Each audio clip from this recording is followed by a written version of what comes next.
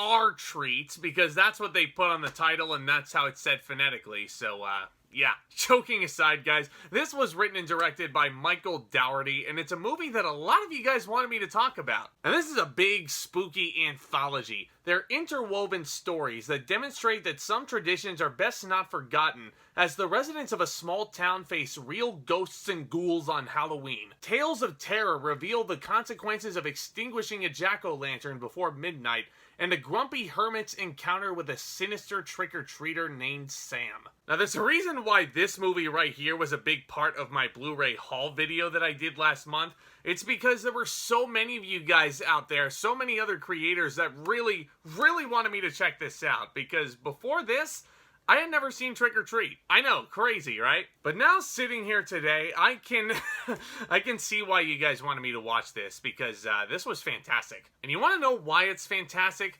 It's not because you don't really feel like you're being talked down to as an audience member, which, trust me, is a great thing for a smaller movie like this to have. These are interwoven stories, and yeah, it's gonna feel like its own cinematic universe in a way. There are so many movies nowadays that will go the cinematic universe route, and then they'll be like, oh, remember how we did it this way before? Yeah, there's a lot of projects that do that nowadays. Not this one.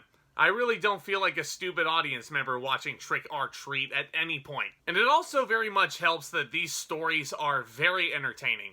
My personal favorite, believe it or not, is actually the one involving all the mean girls. And these are mean girls who, on the surface, if you judge the book by its cover, these are pretty typical mean girls. But once they shed the facade that they're living under, oh man, it's one of the best big reveals you'll ever see. Because they refer to the men they flirt around with as meat. And spoiler warning, oh my word, these girls are werewolves.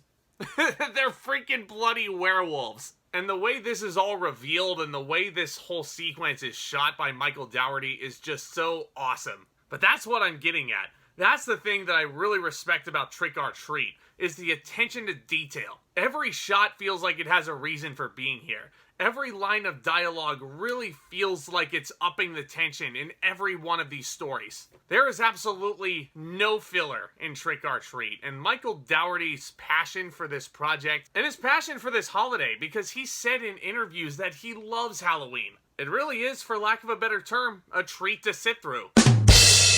And no, I am not ashamed of that pun. Deal with it. God damn, this movie really got to me, guys. Like, there were a lot of children deaths in this, which never really sits well with me on a personal note, but just the way they're presented in these stories, it really just makes you feel, like, unsettled. But then again, the way this movie is presented, like an anthology, and just the festiveness of Trick or Treat, so many orange in there, so much orange tint, so much orange and black, there's a lot of purples in this film. This gets you right in the Halloween spirit, doesn't it? Now, even though most of these stories are pretty enjoyable, there is one set of kills that really does not sit well with me, and after watching the movie, doesn't really make a whole lot of sense. Without giving too much away, it's a sequence involving a bus stop full of children, and there's a revenge plot thrown in there, and I don't know. It was interesting, but I wasn't getting behind it as much as I was getting into the demented little kid, who, by the way, is terrifying. The mask that he has, and then when the mask is taken off, this design. But truth be told, it's all really fun. And guys, thank you so much for recommending that I watch this movie finally. I can't wait to watch it next year. I can't wait to watch it again. It just gets you right into the spooky festivities in the best way possible. And the way that Michael Dougherty presents all this material is seamless. It never really feels like it oversteps itself, or it never really feels like it's more intelligent than the audience, which is something you have to respect about an up-and-coming filmmaker like this one.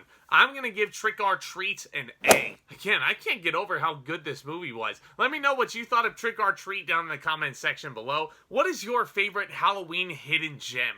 Because that's what I think of when I think of Trick or Treat now. It's a hidden gem. But guys, obviously, I love discussing all brand new things in movies and entertainment. I love discussing the spooky stuff, especially around this time of year. Next time on the Halloween special, I'm very excited to announce that I'll be reviewing a movie called Crimson Peak. Another movie I've never seen before, so that should be very, very interesting. But do consider subscribing to the channel if you're a new viewer. Hit that notification bell so you don't miss a second more of this action, because trust me, with the end of the year cranking up and the big Oscar releases that are hitting theaters, you're not going to want to miss any of this. And do me a favor and hit that thumbs up on your way out. That would be incredibly helpful as well. Of course, guys, keep in touch with me and the channel. Thank you so much for tuning in. You guys are the best. And with all that being said, Back Talk, commence!